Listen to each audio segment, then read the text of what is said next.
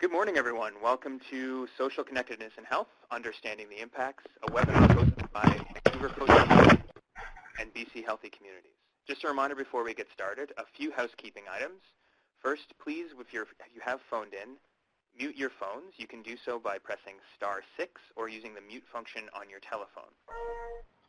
If you have any questions during the webinar, please feel free to type them into the chat box on the right of your screens. We'll do our best to answer as many questions as possible as time allowed in the agenda. And periodically throughout the webinar, my colleague Celeste may be putting up some poll questions. Please feel free to answer those as you wish. And other than that, we will get going. My name is Sandy Mackey. I'm a Healthy Community Planner here at BC Healthy Communities in Victoria, British Columbia, and we're excited to have so many participants here today on our webinar. Our agenda is very tight, so I won't take too much of your time with introductions and housekeeping issues. We have a few different presentations and a lot to get to. So if you have any questions at all about the agenda or what we'll be covering today, again, please feel free to use the chat box on the right of your screen. BC Healthy Communities operates on the traditional territory of the Coast Salish peoples, specifically the Lekwungen and Wasanic peoples, and is on the territory covered by the Douglas Treaty for visitors on their traditional territories, and are very thankful for the opportunity to live in this beautiful place. Today's objectives are first, to share findings from the latest My Health, My Community report from Vancouver Coastal Health, and from the Connect and Engage report from the Vancouver Foundation. As well, we're hoping to introduce some new components and tools from the Healthy Built Environment Linkages Toolkit, showcase interesting new learnings about social connectedness, and improve your ability to express the importance of social connectedness in your community. Again, for all those on the line, please mute your phones, either by using the mute function on your telephone or pressing *6.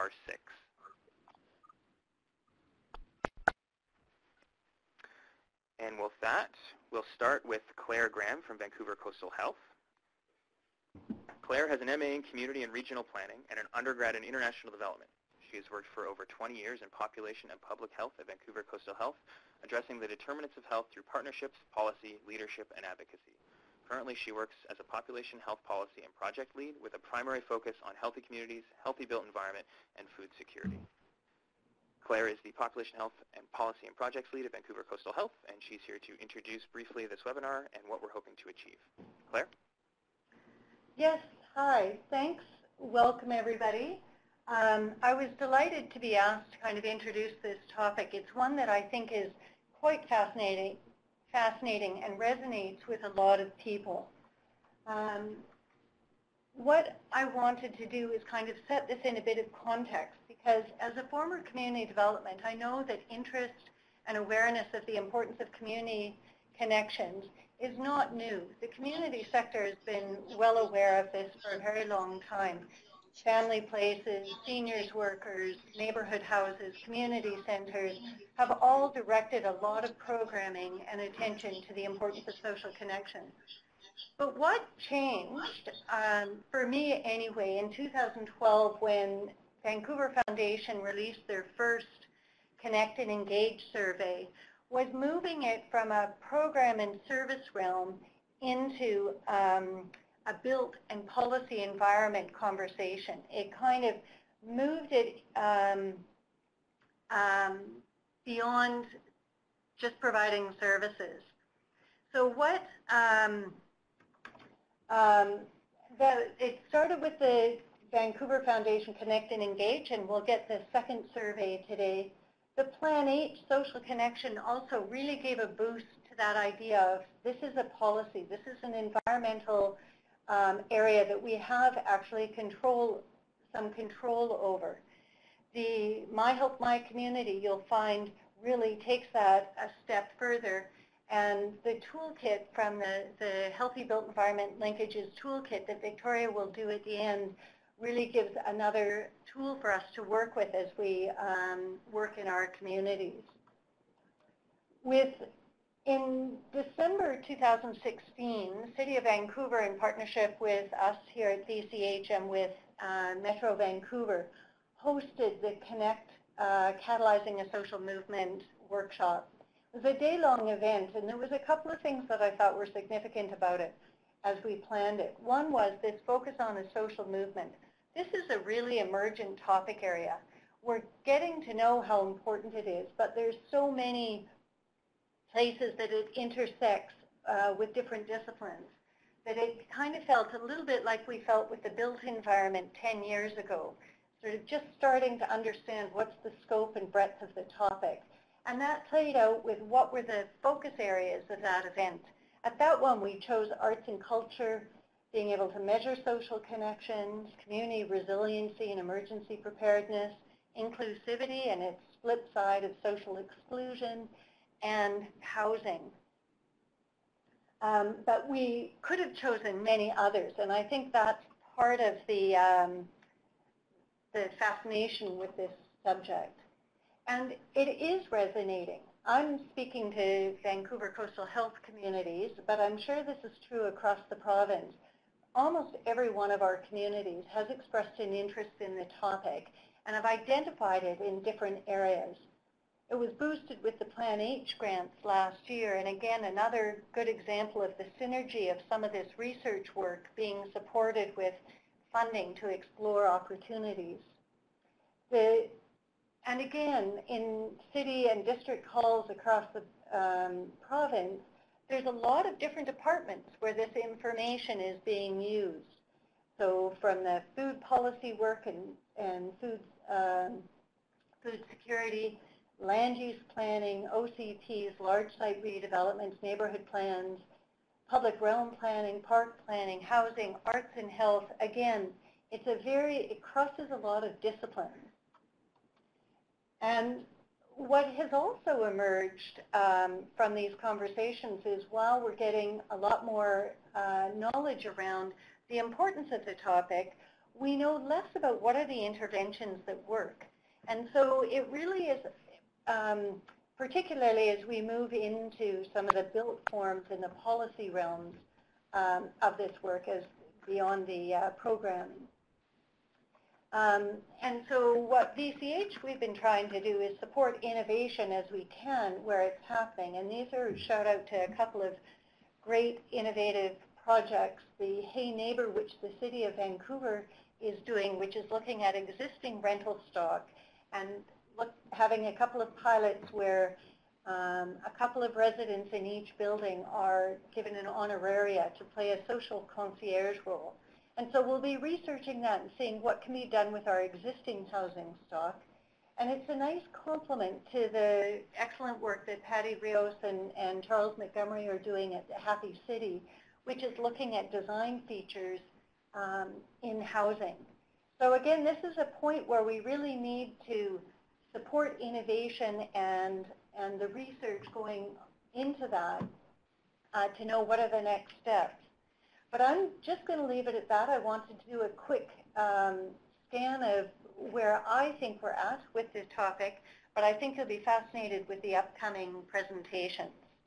So Sandy, I'll turn that back to you. Thanks, Claire. Yeah, there's a lot of really interesting social connection work. You mentioned the Plan H Social Connection Guide. We've actually just released a brand new updated version of that in 2018. It's just a couple weeks old. If you're interested, that's available on the Plan H website. And we're really excited to be helping out with that Hey Neighbor project. It's a fantastic, innovative idea, and I think it's going to yield a lot of promising results in a pretty unique urban context. So thanks very much, Claire, and thank you very much for being the impetus for this webinar. I think a lot of people are really going to get a lot of great information out of the next hour. So moving on, next up we have Lydia Kemney and Julianne King. They'll be presenting on the Vancouver Foundation's Connect and Engage report. Lydia is a director at the Vancouver Foundation Granting and Community Initiatives. In this position, she works with a talented team to oversee partnerships and projects, including the Neighborhood Small Grants, the Vital Signs Community Research Project, and with the more than 50 community foundations in British Columbia. She holds her master's degree in health promotion from Dalhousie University and has served on various boards, including serving as the president of the Kindness Foundation of Canada and as the vice president of the World Kindness Movement. Julianne King is a graduate student in the Urban Studies program at Simon Fraser and a research intern at the Vancouver Foundation. Her research on the Connections and Engagement study focuses on drawing out nuanced stories related to different demographics and geographies to paint a better picture of the variation in community participation and civic engagement in the Metro Vancouver region. Julianne and Lydia, if you are on the line, I'll leave it up to you.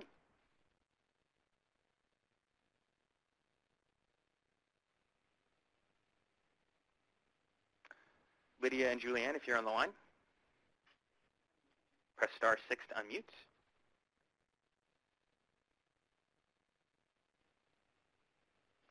Okay, so it sounds like Julianne and Lydia are having trouble getting on the line. I will, I guess, skip ahead to our next presentation.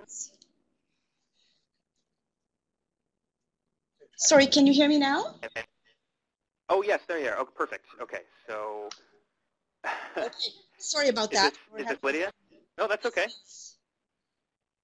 Okay, great. So I will leave it with you two to present on the Connect and Engage report. Okay, thank you very much.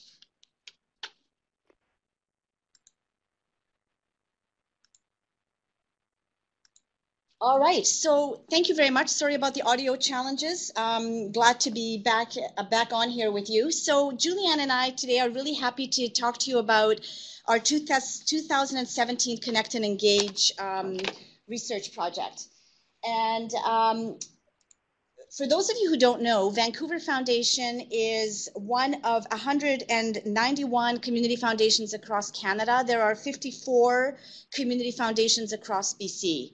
And the way that we work is that we focus on a specific geographical area, and then we work in community by offering grants, building endowments, and providing donor services across, for us, the whole province. So our mandate at Vancouver Foundation, despite our name, is to be a provincial grantor. In this role, we provide about $40 million of support to the charitable nonprofit sector in British Columbia to fund everything from participatory health research to arts and culture to grassroots grant making. In order for us to be able to do this work, it's really important for us to understand what are the influences that are shaping and influencing people's lives across the whole province. And, you know, this quote, if we knew each other's stories, we'd have so much more empathy in our communities, is something that we, you know, we really believe in. And we use people's stories and the information that we gather from our own research as a way of helping us understand what the needs are and where we can best direct our support and resources across the province. So today I'd like to just provide you with a bit of an overview of our Connect and Engage research. I will share with you a little bit about what we can each do, and then hopefully there'll be some time for questions and answers, and if not, you can approach myself after the presentation is over. As a bit of background, in 2010, we produced a vital signs report in which we looked at belonging as a small component of that bigger piece of research around, which was really an indicator report on the livability of Metro Vancouver. And the question on belonging really sparked an interesting response in people. What we found was that, we had unprecedented reaction to this issue of belonging. And we were really curious about why that was, why people were responding so much to this issue of belonging. And so we decided to dig a little deeper, and we created our 2012 Connect and Engage report. And in that report, we really looked at, the state of connectedness and engagement in Metro Vancouver. And the results of that report were really, unexpected for us. We found that people were talking about this report, not just in Metro Vancouver, but throughout the whole province, across the country, and in fact, globally. And what it seemed to do was just initiate this brand new conversation about the issue of social isolation, the lack of connectedness, and the lack of engagement in our communities. And we were not expecting this at all. But once the research was out and the response started coming in, we knew that as a community foundation, we really needed to act on this. Because of the response that we got to this research, we made a 5-year commitment to repeat the report or the research 5 years later, which was in 2017, to find out if anything had changed in Metro Vancouver with respect to this issue. In 2017, we did a couple of new things, including striking up a research committee. We adapted some of the questions. We altered the methodology somewhat from a telephone and online survey to an only online survey. We created panels and pushed out our responses to community foundations across the whole province, and we held focus groups to better understand what was happening for people. So because of some of these changes, we have to be a little bit cautious about to what extent we can actually compare the results. But nevertheless, in our presentation today, we will, where possible, be able to provide you with some of those comparisons. So the total respondents that we had was 3,785 in our 2017 report, and that is spread out right across Metro Vancouver. And now I'm going to hand things over to Julianne, and she's going to talk to you about our results. Thank you, Lydia. So I'm going to share with you some of the important insights from the Connect and Engage survey. First off, we know that 1 in 4 Metro Vancouver residents experiences isolation. While extreme isolation is rare, and the vast majority of people have someone that they can depend on for help, we know that occasional loneliness is actually a very common experience. It's also true that many people would like to have more alone time. On the topic of friendships, the good news is that the majority of respondents have several close friends, but a majority of people agree that it is difficult to make new friends and have trouble seeing the friends that they already have, citing work, school, family, and not having enough time in general as the main things that get in the way.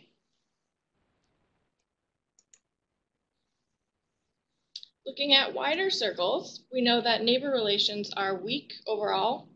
Many people interact with their neighbors very irregularly, and only about a third have several neighbors that they can ask for help. However, about 70% of Metro Vancouver residents want to build stronger neighbor connections.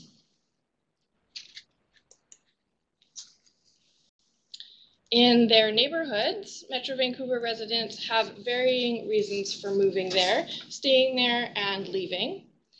Some people prioritize green space and nature. Other people prioritize being close to work and school. And many people choose their neighborhood for affordability reasons. Many people have also seen friends and family relocate for affordability reasons recently. And more than 1 in 10 think that they will move somewhere more affordable in the next 5 years. On the community scale, we know that Metro Vancouver residents face obstacles to healthy community participation. Financial and time constraints are typical barriers, but it's surprising to see that almost a third are unaware of the opportunities to participate, and almost 1 in 5 say they don't know what they can offer their community. We've also seen a drop in volunteering and the number of people using libraries, community centers, and recreation centers compared to the 2012 survey.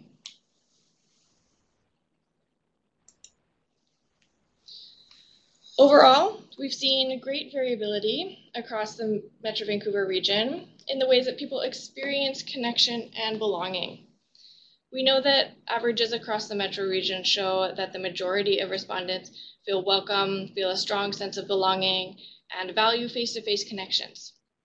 But there's a lot of variation in how people find these things, belonging, welcoming, connection, etc., and variation in what stands in the way of greater individual fulfillment, neighborhood connections, and community well-being. And that's all that I have to say. Back to Lydia. Great. Thanks so much, Julianne. So, this is a very high-level overview. We have a lot more data that, we'd love for you to dig into and and look at as well, and our report is available online. And so, there's a lot of more very interesting research that we have provided in the report that we can't get to today. But, there's a couple of things that I really do want to point out that leads to kind of, this discussion point about really what is the call to action. And, I think that this issue of connections and engagement is really an issue that, no one organization is ever going to be able to tackle or solve. And, we asked in our survey, for the first time, we started exploring this idea of stranger interactions. And this is a really interesting area that I think could benefit from a lot more research, because we know that for many people, those kinds of deep personal relationships, especially if they're new to the city or they're mobile, they're moving from place to place, it's a lot harder for some people to be able to realize those kinds of deeper personal relationships. But what the research is showing is that actually even, the more superficial interactions that we have with strangers can actually be quite satisfying for people and give them a sense of feeling like they are connected and as though they belong. In our research, we ask questions around this issue of stranger interaction. And, we think that this is an area that we really have to look at our own personal behaviors and look at, to what extent are we actually open to even smiling at someone on the street, to engaging in superficial conversation, because these things can actually make a difference. The other thing that I will just point out is that there are many opportunities to forge connections, including in the workplace. And I think that there are many gains to be realized on this issue, and creating strategies for, how we connect and with each other just casually, the way that we create opportunities for people to connect and engage with each other in the workplace. I think these are areas that our research really, highlights the need to look at. For us at Vancouver Foundation, we are using this work to inform our work as a grantor, convener, and a partner. And what we're really doing is we're now asking, the people that we fund, the organizations that we partner with, the individuals that benefit from our granting programs, to also start to reach out to others and to, to start exploring what their contribution and solution to this issue will be. This year is Vancouver Foundation's 75th anniversary, and we are using this body of work as our inspiration to celebrate our 75th anniversary. And on September 13th, we are going to be hosting a provincial event called On the Table. We're going to be asking people from across the province to join together and share a meal and a conversation about something that matters to them right across the whole province. And we are hoping that this will be a way for us to begin to demonstrate just how easy it is to actually create conversations with both people you know and people you might not know. In terms of more resources, we do have available resources on our website at Vancouver Foundation, so please feel free to check in on that. We're also creating mini reports that are underway right now. Some of these will include specific city reports. So there will be several cities in Metro Vancouver that will have their own data available and comparing that to Metro Vancouver. And this is through our partnerships we're doing with Simon Fraser University as well. So finally, one of our youth focus group participants said, "We can't solve problems if we don't care about each other. We learn to care when we know each other, our joys and challenges. From this place, we can work together to solve our most pressing local problems." And I think this is a really powerful statement, because we know we have many, many challenges, in our communities that we face personally, in communities, and as a province. And we can't solve really any of these problems until we all decide that we care about each other, we care about our communities, and we care enough to get involved in finding solutions and taking care of each other. And we know that especially in Metro Vancouver, this is a hugely important issue. because, you know, chances are we are going to be facing, you know, some kind of, you know, either environmental or otherwise made disaster that will call upon us to come together for solutions. We know by looking at research from across the world that response to emergencies and disasters happens best when there's already a robust social capital that has been created and built. So it's really up to all of us to really look at this issue, find our own personal, local, and community solutions, and work together to really advance this issue of connections and engagement.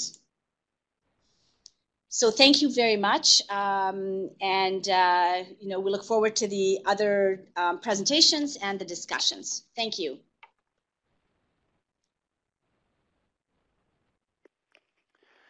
Thanks, Lydia, and thank you, Julianne. There is a question on the sidebar. Jerry Briggs Simpson asks, on the table, are you looking for each community to implement an opportunity? Is it on the table is going to be an activity that individuals can sign up for, so anybody can become a host. So individuals can actually sign up. We do have a website, www.onthetablebc.com. So people can sign up as a host. Organizations can also sign up to host. So there's multiple opportunities for people to either organize a small group of neighbors or their friends around their kitchen table, or for larger organizations to host roundtables or tables with, you know, hundreds of people. So there's something in it for everyone to be able to join in for this event.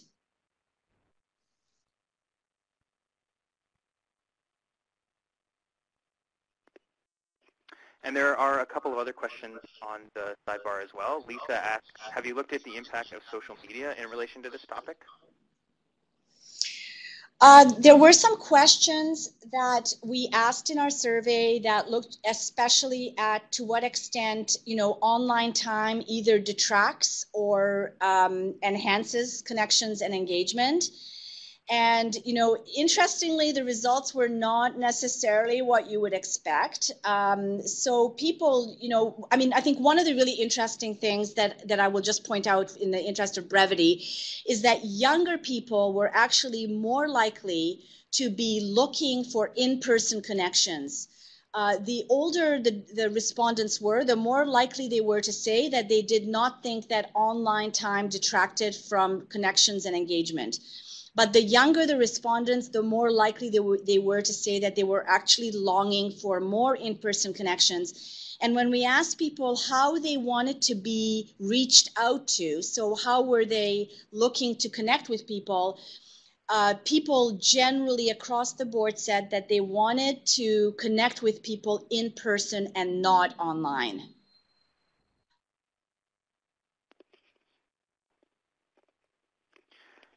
And finally, Lydia, I had a question about correlating your survey data with demographic indicators. Of the 3,785 survey respondents, did you find that they were largely representative of Vancouver as a whole, or did your respondents skew in a particular demographic area? I can answer that. The short answer is yes. It is representative of Vancouver and Metro Vancouver. The data is weighted to account for variations in demographic indicators. But we do have information on all of the standard ones: age, gender, ethnicity, language, things like that. It does get a little bit tricky when you start looking at some of the smaller groups, like seniors and things like that. That's when the numbers get too small to have statistical significance on some of the variables. And my last question, a lot of communities especially find that generating survey responses and getting information on projects like these out there is really difficult. Did you have a specific strategy for distributing your survey?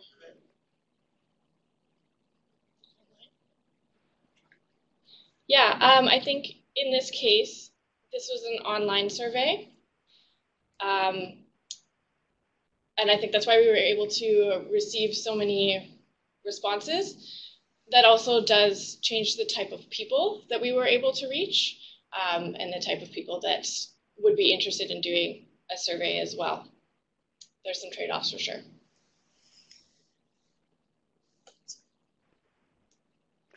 Perfect. Well, thank you very much, Lydia and Julianne. Celeste has just put up a poll in our webinar. So feel free to answer that as we proceed to our next discussion. Great. So up next, discussing My Health, My Community from Vancouver Coastal Health, Dr. Mark Lasician and Ellen Demlow. Dr. Mark Lasician works for Vancouver Coastal Health as the Medical Health Officer responsible for the North Shore and Sea to Sky Corridor. In this position, he works with municipalities, school districts, and other partners to create healthier communities. And Ellen Demlow is a regional epidemiologist for Vancouver Coastal Health's Public Health Surveillance Unit. She is involved in surveillance, health assessment, epidemiological investigations, and knowledge transfer. Her current work is supporting the My Health, My Community program with the goal to better understand the burden of disease and determinants of health in our region and inform healthy public policies. Mark and Ellen, take it away. Hi there, thank you. We really appreciate the opportunity to share this brand new report with the people on the webinar. Trying to see if we can control the slides. Okay.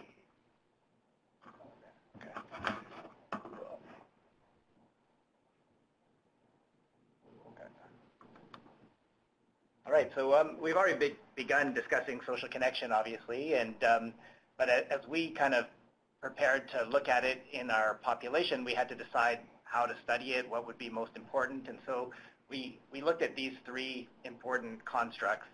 The idea of social capital, so access to support, resources, information due to relationships with others, and we looked at that by asking people how many people they could confide in. We looked at social cohesion, or the feeling that you belong or are included in your community, and so we looked at community belonging.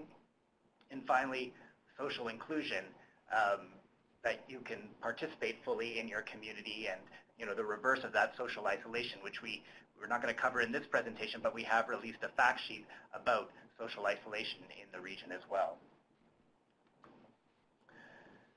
So we thought it was important to study this because there is evidence that shows that social connectivity is related to health. People who have weak social connections are actually at a 50% chance of dying. And that's a strong effect. It's stronger, or as strong as the effect we see from smoking a pack of cigarettes a day, and stronger than the effect that we see from some other health behaviors that have a lot more evidence behind them. What we don't understand so well, although we're starting to understand, is how social connectedness actually affects health. It's felt that it's mediated a great degree through stress pathways and our ability to be resilient in the face of stress that we all face, living our lives. But there's various research that helps us kind of understand how that operates. For instance, people who are more socially connected have higher self-esteem and also higher senses of empathy towards other people. So it helps you in your relationships with other people. And we also know that it can change disease expression. So people with higher rates of social connectivity have lower rates of anxiety and depression. We also know it can affect our biology, and we see stronger gene expression for immunity, and we know that's linked to stress as well. So, there's lots of ways that social connectedness might impact our health, and we're starting to understand some of those ways, but it may be operating in all of these ways and in complex ways. We know also that it's not just an individual effect, it's sort of a effect on our relationships with people, and the way we behave can sometimes be motivated by our relationships as well. So we want to engage in healthy behaviors and be healthy for the other people in our social network. So it can have all kinds of interesting effects. Great, thanks, Mark. So why My Health, My Community then? Well, this is one of the most comprehensive surveys that we've done of population health across the Lower Mainland. And this is a collaboration between Vancouver Coastal Health as well as our partners next door over at Fraser Health. The first iteration of our survey was conducted in 2013 and 2014, and those data are used in this report that we've just released. This was a predominantly online survey offered in both English and Chinese, as well as we did targeted paper outreach that also included Punjabi. And like I said, the region for this survey is across the Lower Mainland, also the Sea to Sky corridor, as well as our coastal rural areas, so up into the Bella Coola area. Our survey methodology is a quota-based sample that we use to approximate a random sample. So what we did is we stratified our survey region by neighborhood, and we tried to meet quotas by age, gender, ethnicity, income, and education across that survey region. And then we monitored that progress and then did targeted outreach so that we could not only fill our gaps across those indicators, but also reach out to vulnerable populations that are often missed with online surveys or with targeted paper surveys. So in that first round of the survey, we had 33,000 respondents that were able to contribute to this data, which allows us to analyze this information down to the neighborhood level, which is a unique data set that we've been able to use. And also, of course, we would do post-collection weighting by a lot of those similar demographics to really approximate the general population. So our survey covers 6 domains. First, we look at socio-demographics, then health status, lifestyle behaviors, healthcare access, our built environment, and as well as community resiliency and this idea of community belonging. And this is just a visual of our survey region, and the different colors show where we met our quotas. But really, this is in here just to show the breadth of our survey. And as Mark alluded to, we did ask 2 questions specifically that looked at social connection. So this idea of, first, your social cohesion. So how would you describe your sense of belonging to your local community?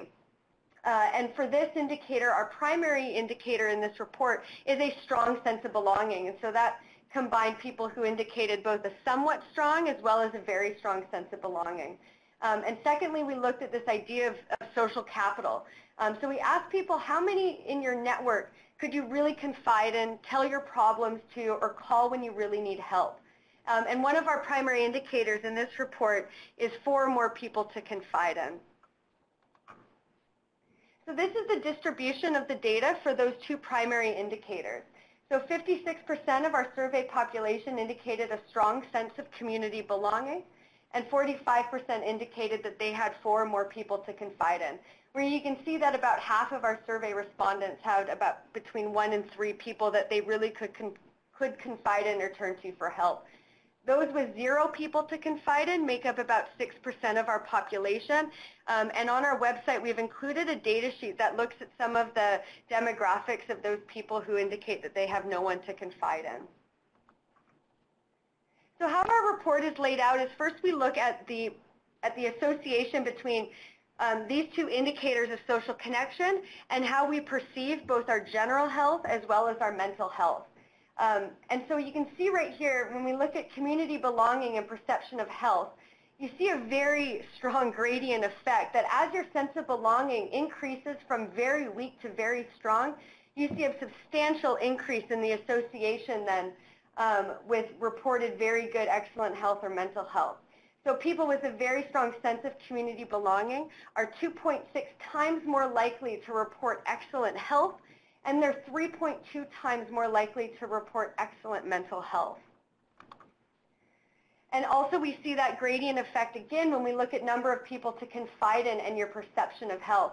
So on our higher end of the spectrum for number of people to confide in at more than 7, you can see that people with more than 7 to confide in were 70% more likely to report very good or excellent general health, and 3.4 times more likely to report very good or excellent mental health. For those of you on the line who have done substantial health research, often we're usually thrilled when we see a 20% increase or an increase of 1.2 times. So what we're seeing here is a substantial association between connection and health among survey participants in our region. So the next step for us then was to understand how social connectedness varies across the population. We know our population is diverse and not everybody's the same, and so we wanted to understand those differences. And so we built models to look at the association between different factors that we collected in the survey and social connectedness.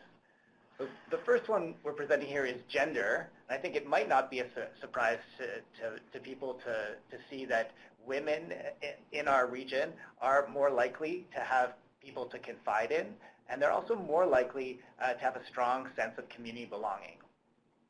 Next, we looked at income, so the question of whether people with higher incomes have stronger sense of community belonging or number of people to confide in compared to people with lower incomes, and we did not actually see a difference with regards to community belonging, but we did see that people with higher incomes were more likely, 1.6 times more likely, to have 4 or more people to confide in.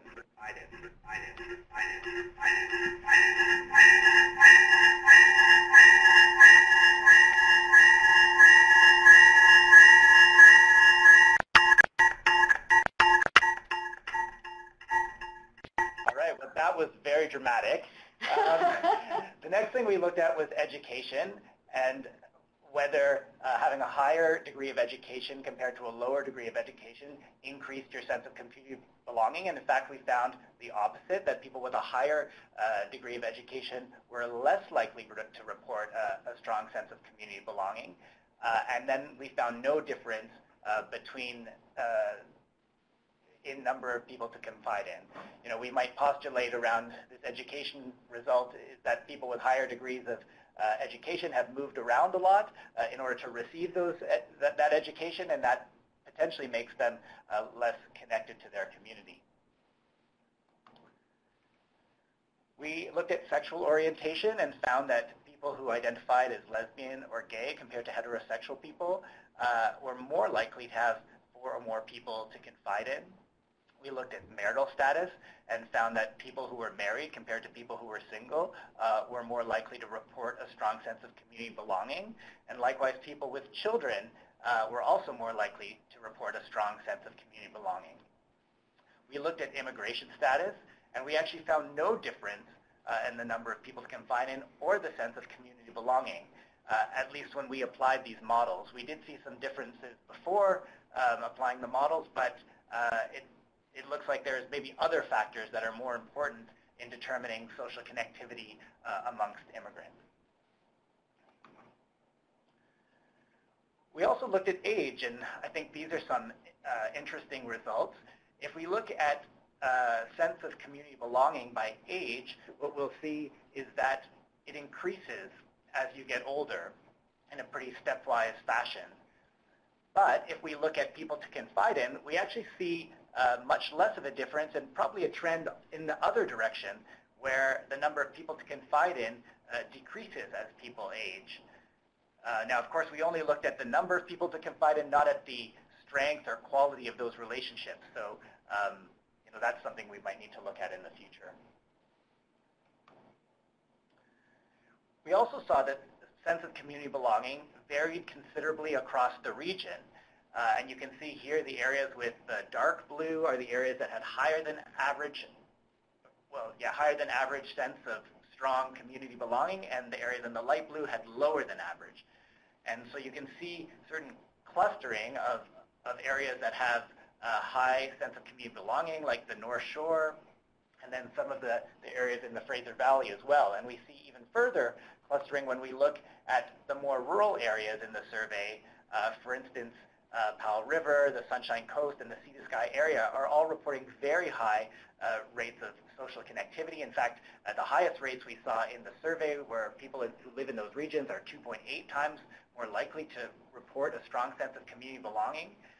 We also saw that high rate of community belonging on the North Shore, and then also in the east part of the Fraser region.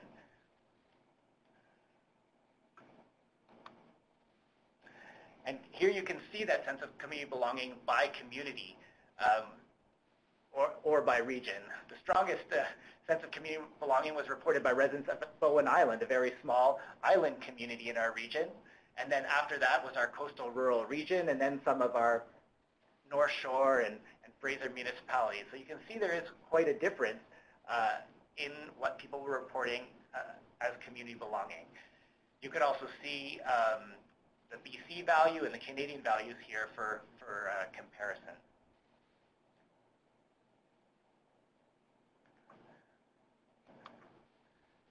Here we report a similar type of chart, but this is for the number of, the degree to which people have 4 or more people to confide in by community. And you can see that the variation is much less here. We don't have the available BC or Canadian comparators here, but it's generally the same communities that are up at the top here, the North Shore municipalities, the rural coastal area, and towards the top.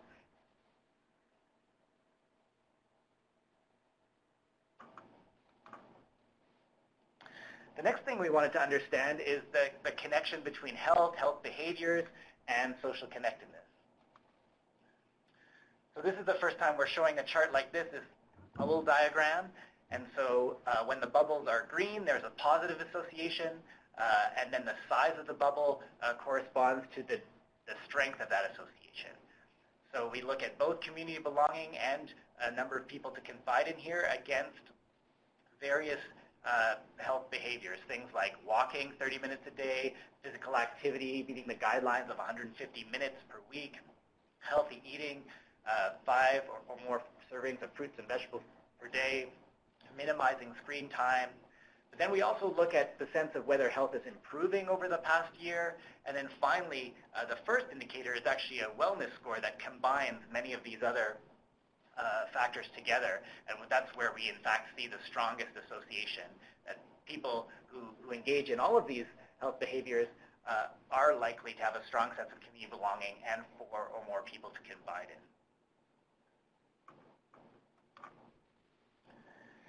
Here we look a little bit closer at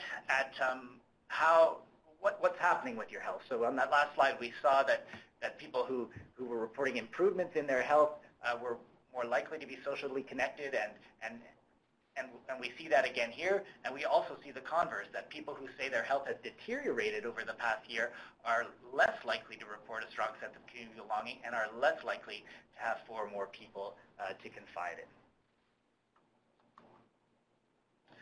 And finally, we mentioned before that we believe a lot of this is mitigated through stress. And what we see here is that people who reported being stressed, or quite or extremely stressed, are about half as likely to report a strong sense of community belonging. And they're also about half as likely to have 4 or more people to confide in.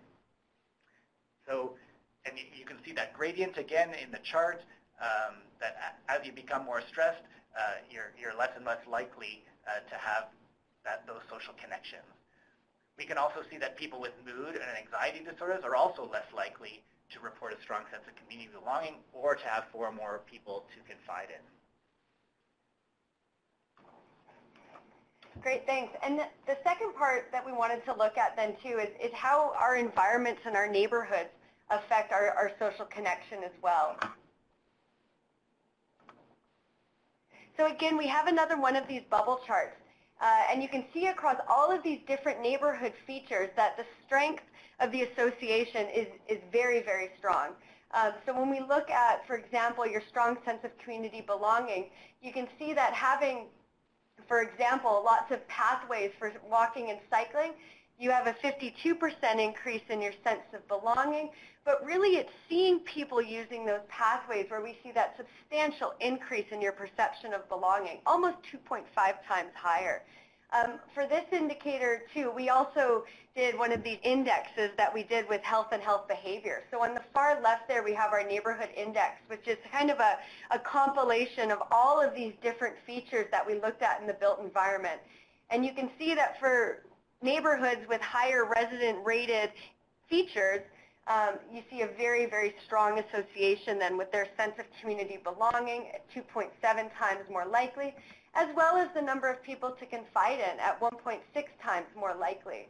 I also wanted to point out that feeling safe was a very important indicator for your with association of community belonging, as well as perceiving that your neighborhood has attractive natural sites, again, with a highly positive association with belonging. When we look directly at transportation, so how you move around your built environment, we have reported on this in the past, but we do want to note that people with longer commutes, so 30 minutes or more to get to and from work, they're 20% less likely to report a strong sense of community belonging. We also found that people who walk or cycle to work did have a positive association with their sense of community belonging.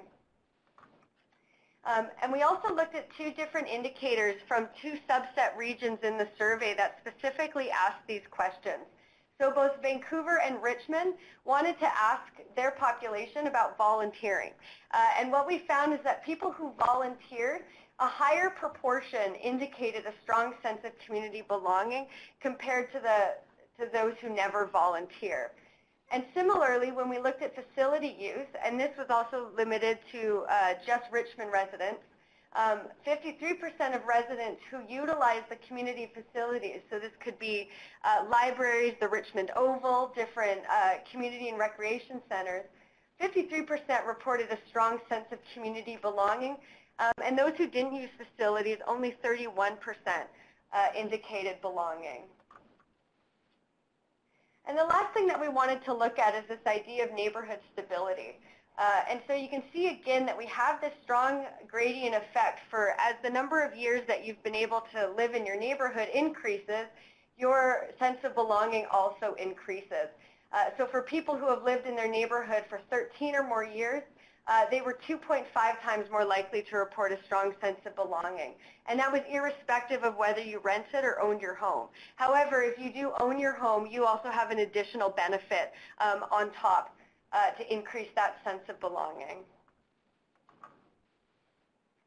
So just to summarize quickly so we can get to the conversation, 43% of our residents reported a low sense of community belonging.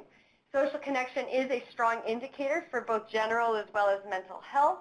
And we're learning more and more that our health behaviors are more likely, people with healthier behaviors are more likely to report greater social connection. Stress is a very important indicator for your ability to perceive strong community belonging or having more people to confide in. And we found that neighborhoods with higher resident-rated built environment features do report greater connection. And the length of time you live in your neighborhood is a really strong indicator for community belonging. And I just want to definitely give a shout out to everyone that has helped and contributed to this work. It's a really large team of us that work on My Health, My Community. And so I just wanted to make sure that all of my colleagues here have a chance to have their name shown. So thank you. Thank you both. That was a great presentation, and you can tell it's taken a lot of work and a very rigorous analysis on your part. So thanks very much for sharing. We really appreciate it. And Kelty does have a question regarding the lower sense of belonging when people have a longer commute, greater than 30 minutes to work. Is this the case regardless of mode of travel? E.g., if someone walks or cycles more than 30 minutes for the commute, do they have the same showing, or is it just for people who drive? No, that's a great question. Thanks, Kelty. So for this result specifically, it was irrespective of your type of commute. So it did include people who walked or cycled, but it's predominantly driven by people who are a bit more car dependent. And we can definitely stratify those out as we continue to communicate this.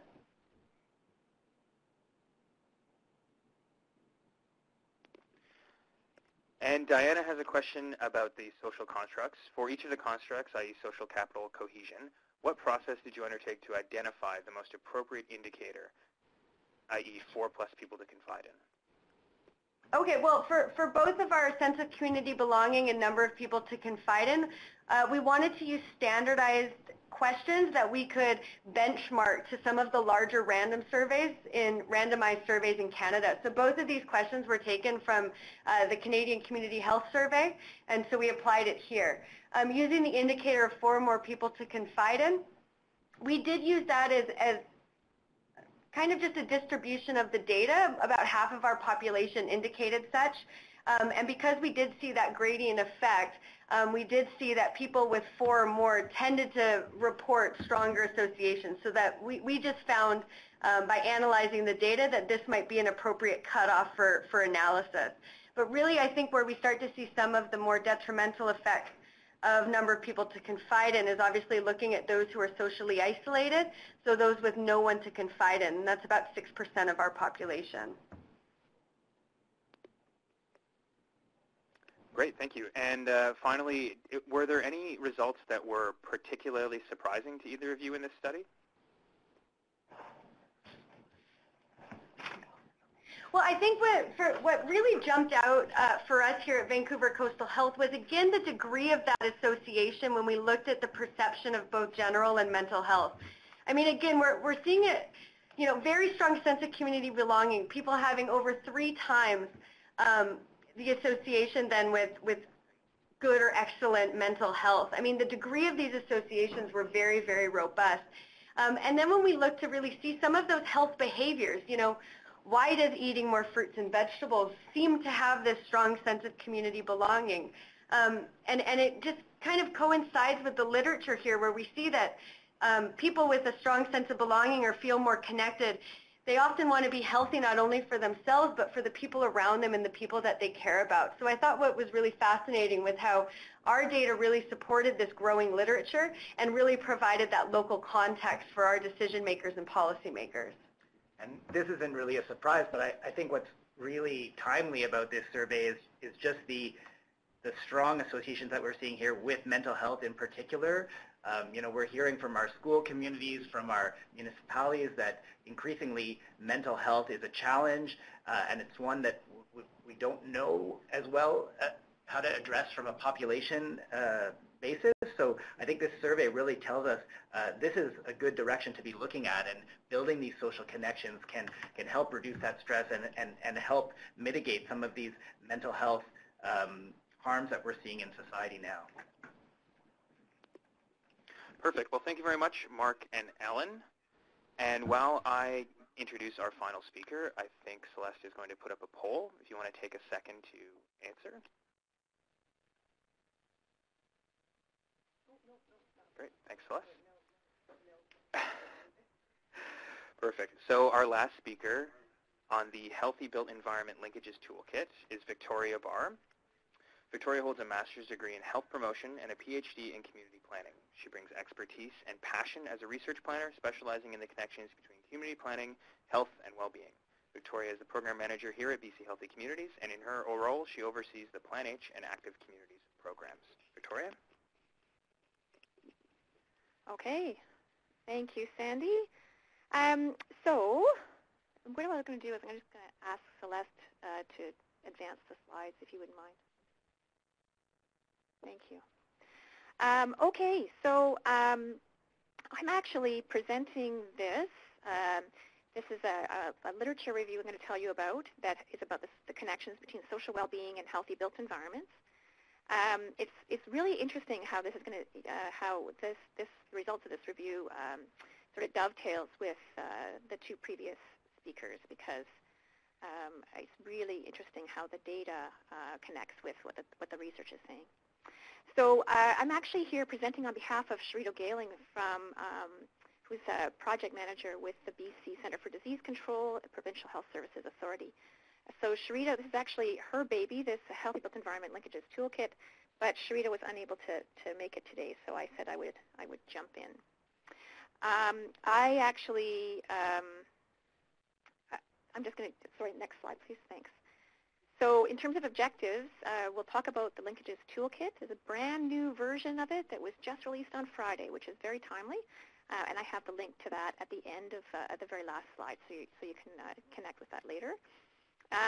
And just so you know, there's a component of the toolkit, the revised toolkit, and it's about social well-being. There's other components that I'll tell you about as well in a second. That component came about from a lit review that I did actually when I was a private consultant before I came to BC Healthy Communities. So this is about 2 years ago or so, a year and a half ago. So that's why I was asked to speak on it today. At the last piece of it, we'll talk about planning solutions and sort of actions that local governments especially can take, but also those organizations that are connecting with local governments and health authorities across the province to help build healthier communities in their area. Thanks, Celeste. So the Healthy Built Environment Linkages Toolkit, for those of you who are not familiar, first came out in 2014. It is maintained by the Population and Public Health team at the BC Centre for Disease Control, which again is part of the Provincial Health Services Authority, under the leadership of the BC Healthy Built Environment Alliance. So the idea for the toolkit is it's a conversation starter. It helps to draw the links in terms of the research. What's the research saying about the links between health and well-being and those 5 elements that you see there of the built environment? So neighborhood design, transportation networks, natural environments, food systems, and housing.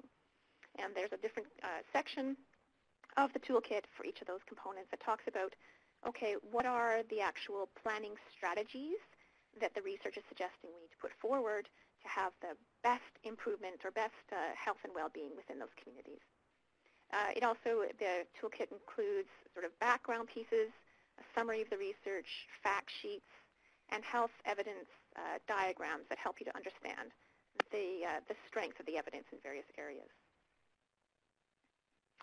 Okay, so the new version, the old version again came out in 2014. The new version came out on Friday last week, and there's refreshed content for natural environments and food systems, and new considerations for practice, again, social well-being, which I'll talk about now in a few minutes, and economic co-benefits, which is again another literature review talking about what are the economic co-benefits we can find through some of these planning strategies in terms of healthy built environments. And there's a connection, there's also another piece of it in terms of small and medium-sized communities, which is important. Okay, so this, just in terms of the evidence diagrams, just gives you some idea of what it looks like. So what the idea is, if the planning strategy or planning practice of enabling mobility for all ages and abilities is just an example from the transportation area, that will have a strong, in terms of the strength of the evidence between that, linking that and walking is quite strong, and then the outcomes of social well-being, as an example, being quite strong. And when in the evidence diagrams, when you see those, the arrows in a little bit of lighter color or the dotted line, it gives you some idea of the strength of the evidence or whether it's in a new emerging area and that kind of thing. So BCCDC is developing a new online tool that will help bring these diagrams to life, allowing users to interact with the research pathways that gives you, so you can better understand the particular relationships between the planning strategies and the various impacts and outcomes. So the literature review around healthy built environments and social well-being, the objective of that was to identify evidence about the linkages between aspects of the built environment to social well-being.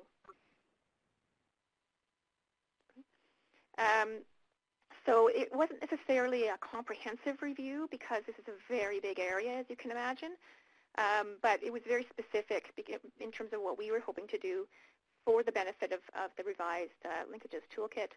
So there was a focus on neighborhood design, transportation, green spaces, and a little bit about community food systems.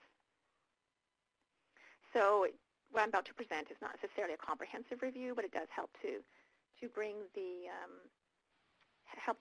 literature in front so we can understand the general gist of the research. The key question was what policies or planning practices support greater social interaction and connection, and what can hinder social well-being within neighborhoods. So we use the social well-being term as Mark and Ellen described. There's a lot of different ways to talk about this in terms of social connections between people, connections with community, social capital, community connections, sense of community, neighborhood connections. Oh my gosh, when you go into the literature and try to understand the research, it's pretty overwhelming, the number of different terms that are used and the different ways that this is being measured. And so it's quite complicated. So we ended up looking at social well-being as the main term that we were using, because to us that was the most important thing, and it helped to have a comprehensive term to describe all the different aspects of social connections. This is from the this slide is 5 Ways to Well-Being, if you want to Google that. It's part of Foresight, the Foresight group in the UK, their Mental Capital and Well-Being project, and it's from the New Economics Foundation. So feel free to connect with that. It's they say 5 actions to improve personal well-being include connect, be active, take notice, keep learning, and give. So the 5 main aspects of the built environment that are connected with social well-being according to the literature review that we did. I'm just going to talk about one at a time. Okay. Street connectivity and active transportation. I'm going to run through these really quickly because I don't have a lot of time, so we'll just kind of go just give you the highlights of each part of this. I have lots of time, according to Sandy's talking in my ear. Apparently I have lots of time. Okay, yes, so we'll see. So in terms of street connectivity and active transportation, very consistent to the My Health, My Community data that we just heard about, is designing communities and streets for walking and cycling and not just driving is obviously a great way to get people to connect with each other. Walkable neighborhoods, according to the research, do enhance opportunities for social interaction. And urban sprawl restricts opportunities for people to be physically active and access healthy food. And it also undermines social well-being because our reliance on private vehicles limits opportunities for in-person connections and can result in feelings of isolation. However, it's important to note that increased density alone will not result in better social connections. This is actually quite a complex area that we need to learn more about, I think, in terms of, is there a sweet spot in terms of density that will, within urban environments especially, but even in smaller communities, that will help people to connect with each other at the most, and how do we do that exactly? So there's lots of questions coming out of this work as well. In terms of transportation, it's important to ensure that all members of the community can access important services through walking, cycling, and public transit, making that safe, convenient, and easy. And there's certainly quite a few equity considerations here, that how do we make sure that active transportation is possible, is convenient, easy, and safe for all members of our community, young and old, lots of different ability levels and from a physical standpoint, and lots of other ways that folks can experience barriers to those systems. So we have to think about that as we move forward. Okay, quantity and quality of green space. This is actually, in terms of the research that we looked at with the Lit Review, this is probably the strongest in terms of the connections between green spaces and social well-being. So if, again, consistent with the My Health, My Community data, if residents have better access to green space, that does have an impact on their social well-being. Parks play a really important role as places in which people meet each other and build relationships with friends and family. But both quantity and quality are important. A shortage of green space within cities has been linked to loneliness and social isolation. And local parks need to be well maintained and provide attractive facilities. If green spaces are unsafe or poorly maintained, they can hinder community connections and social well-being, which is a really interesting, important thing. It's not just about the green space, but it's about how it's maintained, the quality of that space, and how welcomed people feel in it. The most beneficial green spaces within communities are those that respond to the needs of diverse groups within the area, including residents of various ages, physical abilities, and cultural groups. Again, that feeling of welcoming and inclusivity. Perceptions of safety. It's important to transform public spaces into healthy, sociable places for all. This is really important when we're looking at, okay, what hinders social well-being within communities, and safety was the #1 thing that came up. Again, very consistent with the My Health, My Community data, that designing streets as social spaces with seating, gardens, trees, and other elements can help people to build relationships, because those social interactions can move beyond just the quick and casual encounters. They can actually get to know each other a little bit better. Interesting in terms of the trees especially can be very powerful. Even individual trees can be quite powerful in terms of bringing people together. So it doesn't have to be a huge expense in terms of infrastructure to make a difference. Good signage as well is really interesting, like on shared pathways, for instance, and other visual cues. They're important because They help community members know how to behave in public spaces. With these cues, friction between people can be minimized and the opportunities for positive interactions are enhanced. So that's important that people need to know, what's the most appropriate way to move about within this space. Public spaces need to be inviting and offer a sense of safety and comfort. Litter, derelict buildings, heavy vehicle traffic, all of those things can interfere with connecting with others. Placemaking, public art, and heritage conservation. This is actually really interesting too, that if there's a unique characteristic of that particular community, the natural surroundings, the local history, that kind of thing, it helps to build a special sense of place and shared culture, and that's important to bring that forward and make that a priority to help bring people together. People connect with the community and with each other when they feel that sense of connection to the history and to the place itself. Design streets as social spaces, again with gardens, public art, that kind of thing. And one other thing in terms of communal gardens within schools and in school areas and in communities, so community gardens, they can help bring people together too and build those social relationships and help people to create strong bonds with one another. Okay. Finally, the community engagement. So to me, this was really important to incorporate into the literature review because it's not just about what we do in terms of these planning processes within our communities, in terms of what we build or don't build or how we design and that kind of thing. It's about the process too. So the planning process can actually bring people together and help to build health and well-being just by itself, regardless of the outcomes of that process. So involving community members in planning processes and allowing people to help shape the built environment through active engagement and decision-making. That can all help foster stronger relationships and connections to the community.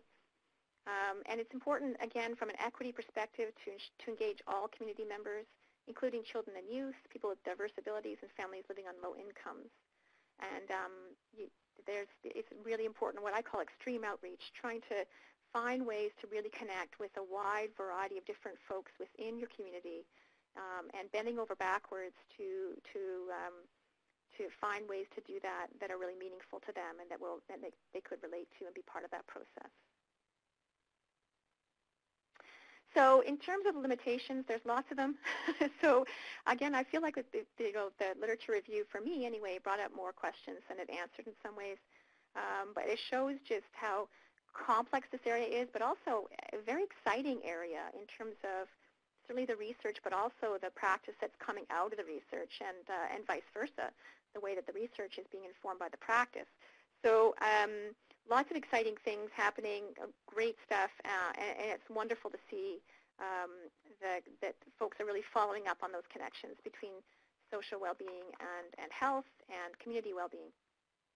So first of all, because we conceptualize social well-being, and there's so many different ways, again, to define it, we sort of brought it all together. But if you did a separate literature review just on social cohesion, for instance, or community connections, the results might be a little bit different from what I just described. So we brought it all together under this big umbrella of social well-being, which may or may not reflect on the various ways that the research varies.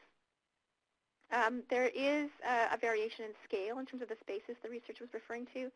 So for instance, some of the research about green space was concerned with contact with nature in general, whereas others were very specific to particular parks or landscape qualities, that kind of thing.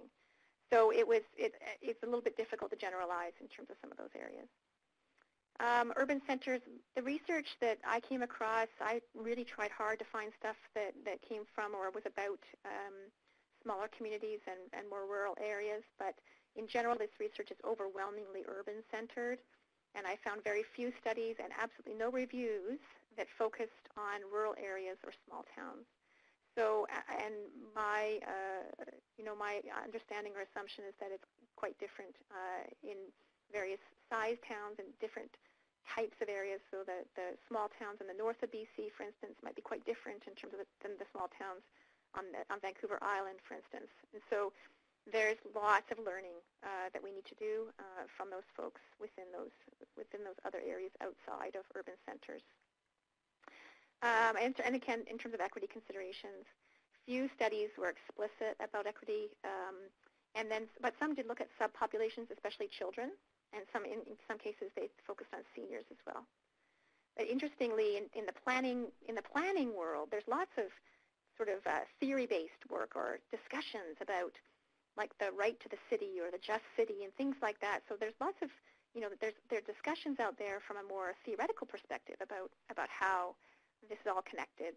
These sorts of things are connected in terms of equity, but I didn't see it in terms of the actual research at this point anyway. But I think that will grow, and that'll be an area that we'll see not even 5 years from now. We'll see quite a big difference, I think, in terms of where the research is going in terms of equity considerations. So that was kind of looking at this literature review again as a new part of the revised Healthy Built Environment Linkages Toolkit.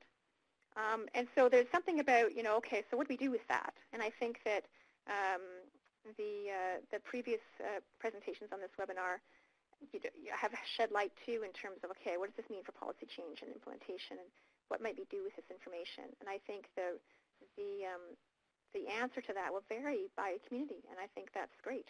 That's very consistent with a Healthy Communities approach. Okay, I think I'm done. So there's our my contact information and Sharita's contact information. I know she would be happy to hear from you too if you had particular questions about the Linkages Toolkit.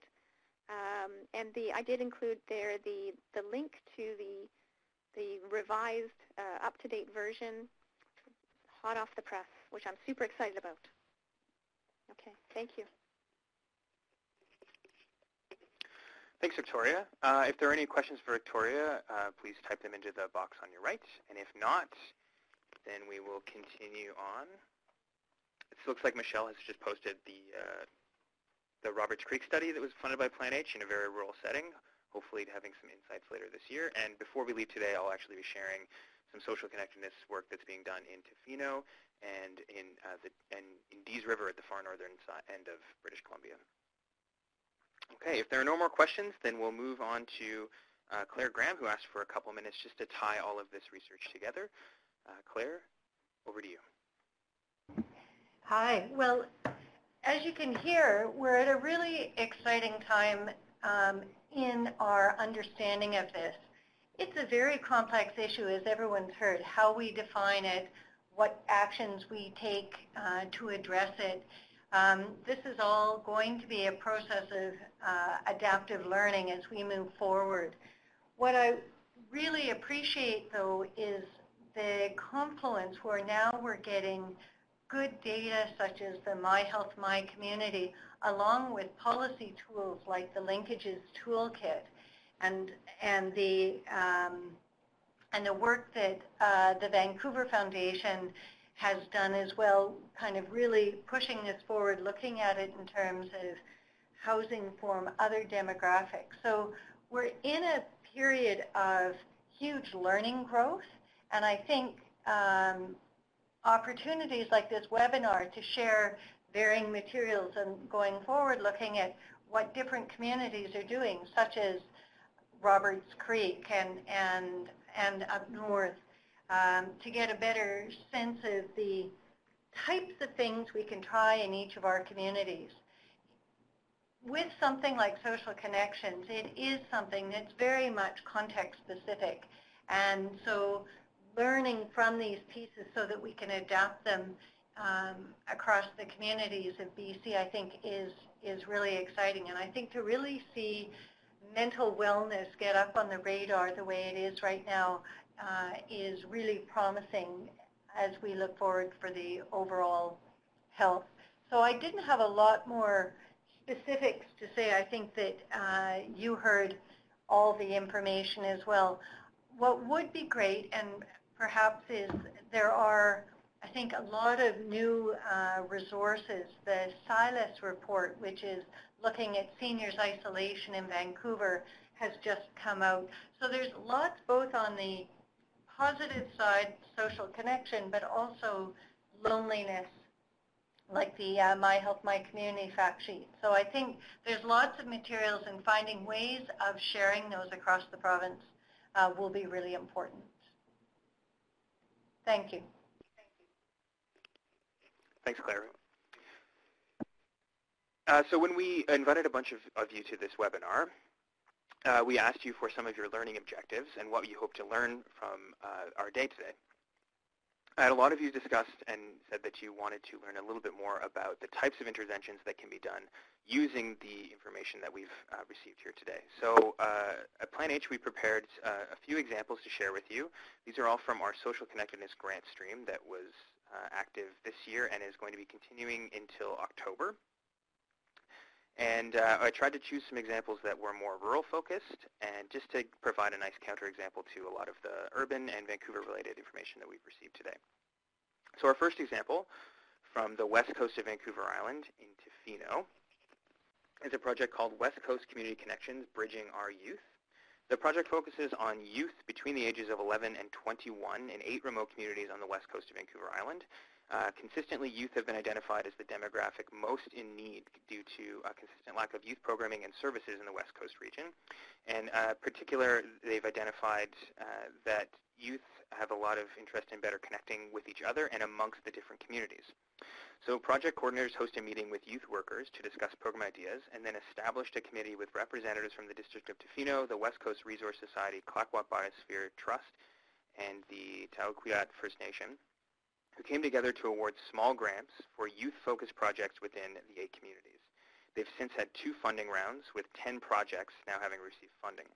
The first funding round supported a set of diverse projects, including a skate day, a youth art night, a youth conference, and a junior surf rider chapter. And the second round supported a weekly sports night, 2 cultural craft workshops, songwriting, and hip-hop workshops, as well as youth carving programs and a youth choir. Since the start of the project, the Community Foundation partner, the Clayoquot Biosphere Trust, has seen how popular the West Coast Community Connections program has become. And for their 2018 funding cycle, the CBT's Youth and Education Granting Committee identified youth-driven projects as a funding priority. So hopefully this will continue to build the momentum gained through this Building Our Youth program and continue the social connection work amongst youth in Tofino. The second project we'd like to highlight is from Nanaimo. This is the Come to the Table initiative. The project aims to provide opportunities for neighbors to meet, greet, and connect with one another in a fun, informal manner over shared meals. 3 diverse neighborhoods were chosen as settings for the project, and I believe that is an actual photo of one of the neighborhoods in the picture. With much support from their project partners, the project coordinators will be doing some pre-canvassing to find out how residents in these neighborhoods, by asking questions like, how many neighbors do you know? Over the coming months, coordinators will hold a Sunday breakfast, a Saturday barbecue lunch, and a Friday night sit-down dinner in each of the neighborhoods. This will provide the chance for neighbors to connect and sow the seeds for the formation of long-term relationships in the community. Residents will then have the opportunity to take on their own neighborhood projects with some funding and support. So they're starting with the 3 meals and then transferring that into hopefully a more community-driven project in the future.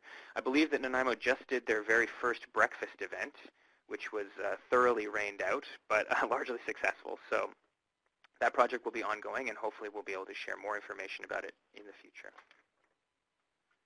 And finally, from the very farthest north portion of British Columbia, located just south of the Yukon border, the Dease River First Nations project is focusing on connecting elders between the Lower Post and Good Hope Lake regions, which are geographically divided. These communities form part of the ancestral territory of the migratory Cascadene people. The impact of the residential school system was very traumatic for the Cascadene, and due to the remoteness of the region, they've had very few opportunities to connect with one another to help start and continue the healing process. This project supports monthly gatherings where participants enjoy traditional foods, and they choose a variety of locations to host the monthly events and have access to a vehicle and driver to pick up and drop off those who need transportation. If you take a look at a map, the Dease River Nation is very spread out, so providing transportation is a really important part of this project, especially for elders who may not be mobile on their own. So far, workshops have been held on elder abuse, recreational programming, nutrition for elders, and lateral kindness. They've also organized a Christmas gathering at each event, and at each event they provide time to share stories and enjoy unscheduled social time with food. The hope is that the project will continue to help empower elders to move forward into a culture of pride, inclusion, and well-being amongst their people. And all three of those programs were funded by the Social Connectedness stream of Plan H grants, which is supported generously by the Ministry of Health here in British Columbia. And if you are interested in Plan H grants, please take a look at our website. Our new grant round just launched last week, so there's lots of new information, and all of the projects that we support through our Social Connectedness funding have descriptions available online. So before we go, I'll just give a second to see if anyone has any questions about any of our projects or for any of our presenters that have shared information with us today.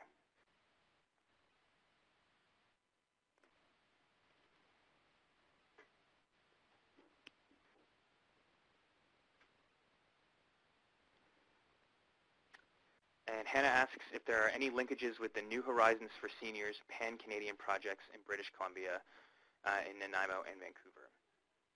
Would any of our speakers like to speak to that?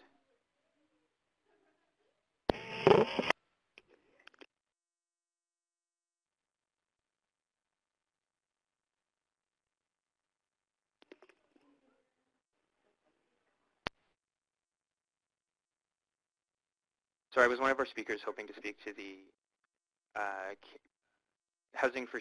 New Horizons for Seniors Pan-Canadian projects? Just a reminder to press *6 to unmute your phone. Hi, the quiet was that I didn't really have a good answer. This is Claire speaking. So I can't help with that one. Okay, thanks, Claire. And Jerry's asking about the Nanaimo project, if it's possible to get contact information. Jerry, if you want to contact us after the webinar, we'd absolutely share that contact information with you. It's a really great project, and the City of Nanaimo has been really open with sharing the information about it. Well, I think if that's it for questions, we will just about wrap up. It is almost 11:30 on the nose, so we've done really well for time. Celeste has prepared an evaluation for this webinar, so over the next hour or so, keep an eye on your email inbox. We will hopefully be sending that out, and ideally, if you could complete it in the next couple of days, that'd be fantastic. Whenever we do these webinars, we try to evaluate them as rigorously as possible so we can ensure that our next webinar is even more successful and better meets the learning needs of you all who attend. We really appreciate your joining us, and hopefully we will be sharing more information and learning a bit about what you've done in all of your communities soon. We appreciate your time and your attendance, and we will talk to you all soon. So long.